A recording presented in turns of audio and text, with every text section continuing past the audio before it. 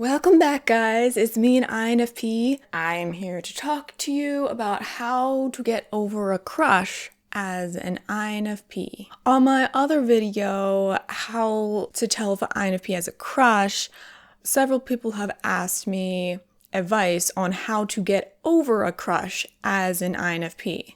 INFPs have this special ability to connect deeply with people even if they don't interact much with them. They have deep feelings, a tendency to idealize their crushes, and their feelings have memory. INFPs can be prone to unrequited love, or they can have especially trouble getting over a crush. So whether you're an INFP who wants to stop your feelings for someone because they don't like you back, or you have an INFP friend who is struggling getting over a crush, or whatever reason that you have for wanting to get over these feelings for someone, I'm going to talk about 5 ways that might help you as an INFP or help someone you know as an INFP. Number 1, the single most helpful thing I found when I had a crush was to cut contact with that person.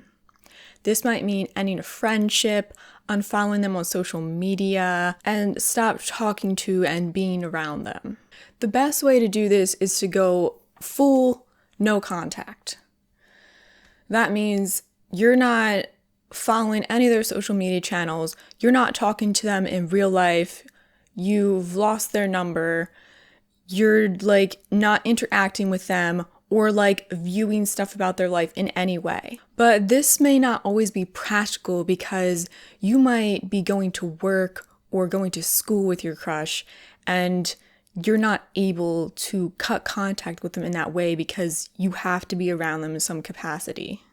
So if your crush is with you in an unavoidable setting, at least try to avoid them as much as possible. Don't go out of your way to talk to them. Go out of your way to not talk to them, if you know what I mean. Because the more you're around and interacting with your crush, the more painful it's going to be because they are kept fresh in your mind and your heart. That's why cutting contact can be really helpful because, the more you see them is a constant reminder of your feelings of them. Cutting contact was a savior for me in some aspects. When I had a really big crush on someone, it actually went a step further to the point where I was literally addicted to this person. That's a little bit different than just a normal crush. It's much more potent and unhealthy, but I got to the point where it was negatively affecting my well-being because I was so wrapped up in this person and they didn't like me back. So I finally got to the point where I'm I can't deal with this anymore. I still care for this person, but for my own well-being, I have to cut contact with them. So at that point, I was only interacting with them through one social media account. So I guess it was kind of simple for me because it was an online friendship and connection. So I wasn't seeing them in real life. So I just unfollowed them on that social media channel, which was in a way where it's if you unfollow them, there's just nothing. You're never gonna see that person again unless you follow them back. So I did that. I feel it saved me from just going way down the tunnel. I will say that getting over a crush still takes time. There's no easy quick fix. Do these things and you'll just magically get over your crush. Sometimes it takes years, but everyone's different. Some people might get over it in a few weeks, days, who knows. But I do feel INFPs, because they feel more deeply and attached more deeply, that it takes them longer to get over their feelings for someone. Number 2 is be careful of idealizing. INFPs have this problem where they will put their crush up on a pedestal and they will just envision this idealistic version of someone in their mind who they have feelings for, which may not be an accurate picture of who that person really is. I'm guilty of this. A lot of INFPs are guilty of this. This can be problematic when you have a crush because it stops you from getting over them because you're idealizing an this like inaccurate picture that is like all good basically. Like this is especially something you have to look out for if you have like low self-esteem, because you may be like putting that person on the pedestal above yourself and like looking up to them like, oh, I'm so unworthy to like this person. They're so much better than I am. And if you're in that mindset, it's going to be hard for you to get over them. So what will be helpful is finding ways to bring back an accurate picture of who they are. Nobody's perfect. I'm sure they've done some not great things, maybe to you, maybe about something else. Maybe there's something you actually don't like about them, but like your idealistic picture has just like written that out. So it might be helpful to like look back if you've like written about them somewhere, or like if you've, you went through hard times about them, and to look back and remind yourself, oh yeah, like this person was kind of a jerk to me, or oh yeah, that one thing I don't like about them. And to remember like they're human, they're not this like God or anything. So bringing back a realistic picture of who that person is, they're not better than you, they're just another person. And that might help you like ground yourself enough to like help you get over that crush. And I would say this would be both idealizing in the present and the past.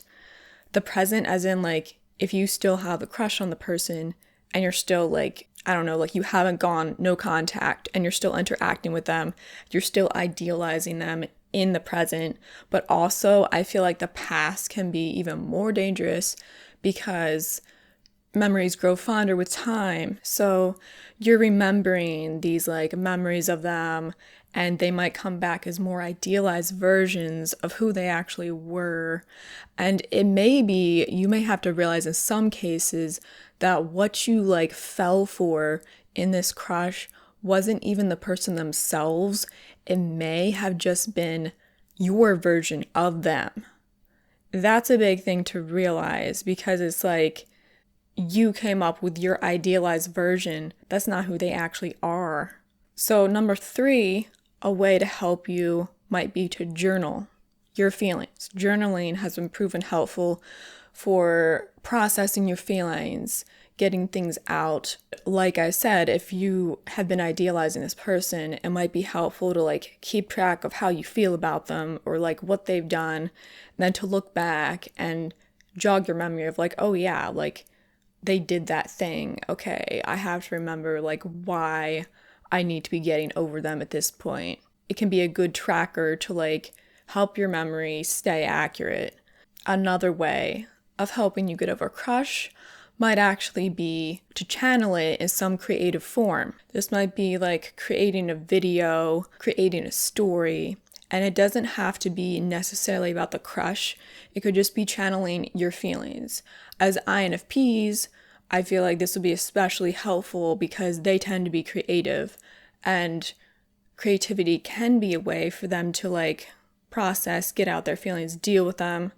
Like Hans Christian Andersen is an INFP author, created fairy tales, but he also included elements of his unrequited crushes in some of his stories, and he dealt with them in that way.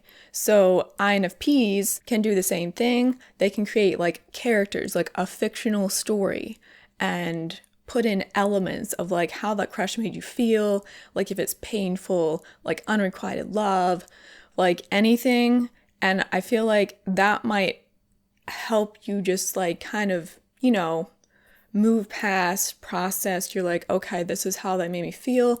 I got it out. Maybe I'll be ready to move on. Number 4 is something I actually recently fully realized was be careful of the songs you're listening to when you're trying to get over your crush. When you had your crush, you may have been listening to certain songs and thinking about your crush, or like relating to, oh, this song reminds me exactly how I feel about my crush.